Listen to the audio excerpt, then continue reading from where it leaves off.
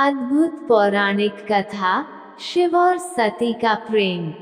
दक्ष प्रजापति की सभी पुत्रियां गुणवती थीं, फिर भी दक्ष के मन में संतोष नहीं था।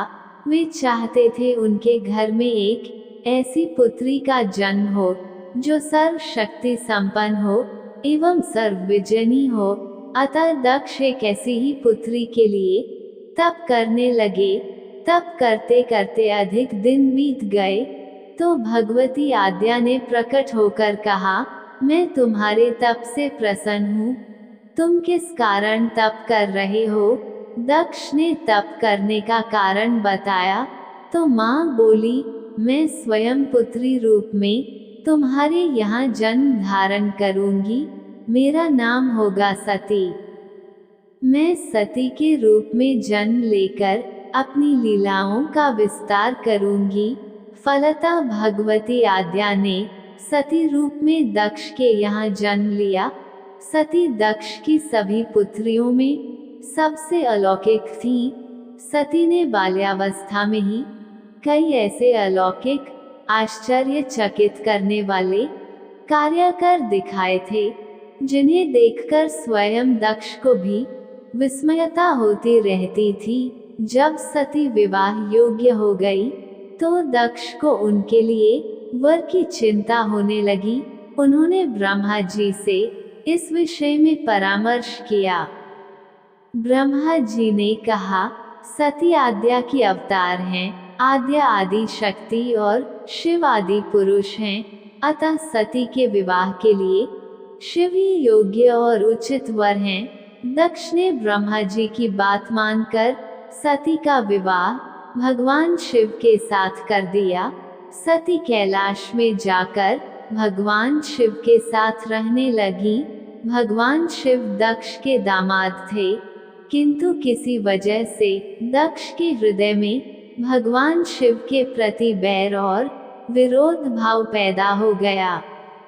एक बार देवलोक में ब्रह्मा जी ने धर्म के निरूपण के लिए एक सभा का आयोजन किया था।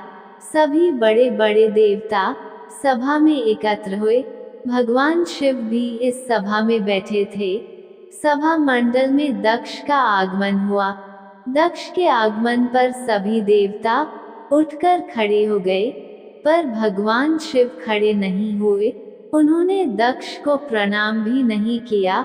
फलतः दक्ष ने अपमान का अनुभव किया। केवल यही नहीं, उनके हृदय में भगवान शिव के प्रति ईर्ष्या की आग जल उठी। वे उनसे बदला लेने के लिए समय और अवसर की प्रतीक्षा करने लगे। एक बार सती और शिव कैलाश पर्वत पर बैठे हुए परस्पर वार्तालाप कर रहे थे।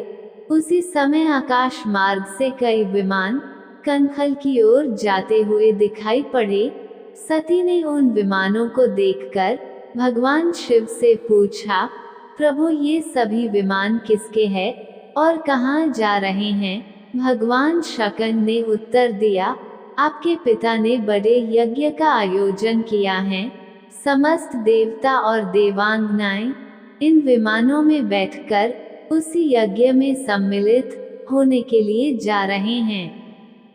इस पर सती ने दूसरा प्रश्न किया, क्या मेरे पिता ने आपको यज्ञ में सम्मिलित होने के लिए नहीं बुलाया? भगवान शंकर ने उत्तर दिया, आपके पिता मुझसे बैर रखते हैं, फिर वे मुझे क्यों बुलाने लगे? सती मन ही मन सोचने लगी।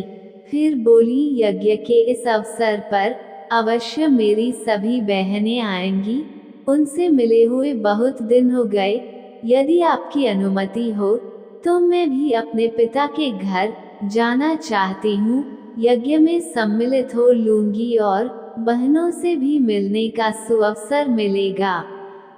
भगवान शिव ने उत्तर दिया, इस समय वहां जाना उचित नहीं होगा।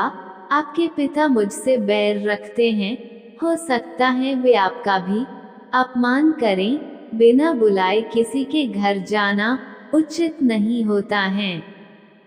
इस पर सती ने प्रश्न किया, ऐसा क्यों?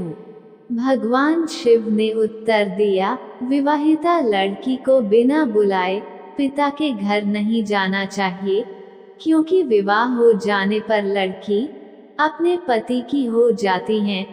पिता के घर से उसका संबंध टूट जाता है। लेकिन सती पीहर जाने के लिए हठ करती रही, अपनी बात बार बार दोहराती रही। उनकी इच्छा देखकर भगवान शिव ने पीहर जाने की अनुमति दे दी। उनके साथ अपना एक गण भी साथ में भेज दिया। उस गण का नाम वीरभद्र था। सती वीरभद्र के साथ अपने पिता के घर गईं। घर में सती से किसी ने भी प्रेमपूर्वक वार्तालाप नहीं किया। दक्ष ने उन्हें देखकर कहा, तुम क्या यहाँ मेरा अपमान कराने आई हो? अपनी बहनों को तो देखो, वे किस प्रकार भांति भांति के अलंकारों और सुंदर वस्त्रों से सुसज्जित हैं। तुम्हारे शरीर पर मात्र बाघांबर हैं। तुम्हारा पति श्मशानवासी और भूतों का नायक है।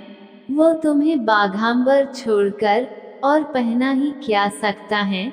दक्ष के कथन से सती के हृदय में पश्चाताप का सागर उमड़ पड़ा। वे सोचने लगी, उन्होंने यहाँ आकर अच्छा नहीं किया। भगवान ठीक ही कह रहे थे, बिना बुलाए पिता के घर भी नहीं जाना चाहिए। पर अब क्या हो सकता है, अब तो आ ही गई हूँ। पिता के कटु और अपमानजनक शब्द सुनकर भी सती मौन रहीं। वे उस यज्ञ मंडल में गईं, जहाँ सभी देवता और ऋषि मुनि बैठे थे, तथा यज्ञ कुंड में धू धू करती जलती हुई अग्नि में आहुतियां डाली जा रही थीं। सती ने यज्ञ मंडप में सभी देवताओं के तो भाग देखे, किंतु भगवान शिव का भाग नहीं देखा। वे भगवान शिव का भाग न देखकर अपने पिता से बोली, पितृश्रेष्ठ यज्ञ में तो सबके भाग दिखाई पड़ रहे हैं, किंतु कैलाशपति का भाग नहीं है। आपने उनका भाग क्यों नहीं रखा? दक्ष ने गर्व से उत्तर दिया, मैं तुम्हारे पति शिव को देवता नहीं समझता। वो तो भूतों का स्वामी, नग्न रहने वाला और हड्डियों की माला धारण करने वाला है। वह देवताओं की पंक्ति में बैठने योग्य नहीं है। उसे कौन भाग देगा? सती के नेत्र लाल हो उठे। उनका मुखमंडल प्रलय के सूर्य की भांति तेजोदीप्त हो उठा।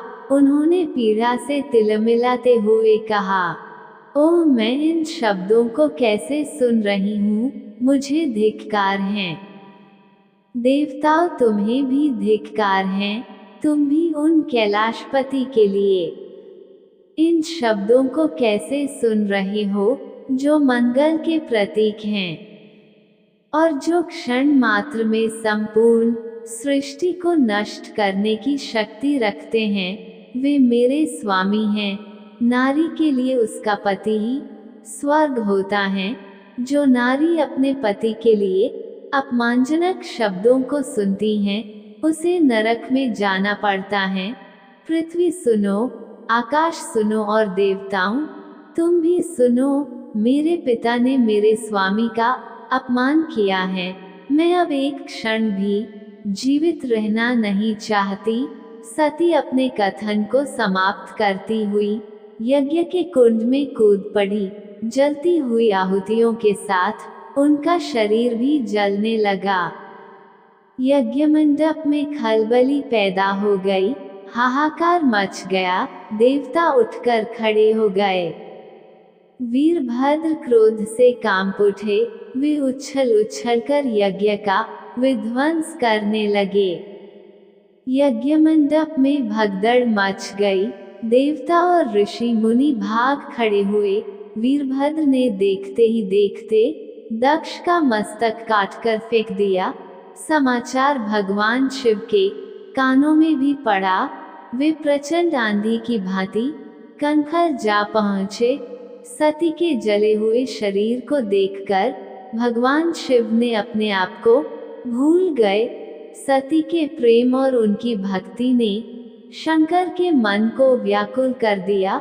उन शंकर के मन को व्याकुल कर दिया जिन्होंने काम पर भी विजय प्राप्त की थी और जो सारी सृष्टि को नष्ट करने की क्षमता रखते थे।